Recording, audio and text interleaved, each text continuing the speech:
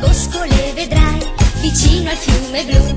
Buffiamo noi laggiù, i funghi puffi assai, buffarli tu potrai, vicino al fiume blu. Hanno un ponte che poi attraversano per ricercar nella foresta quel che più gli serve, più gli va. E via dalla città, amici hanno già, e senza esitare li vanno a trovare.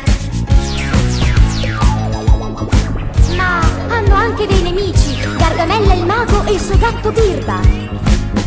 Maledetti puffi, vi avrò e vi ridurrò in pure. Ma i puffi hanno già 300 volte più scacciato questi qua.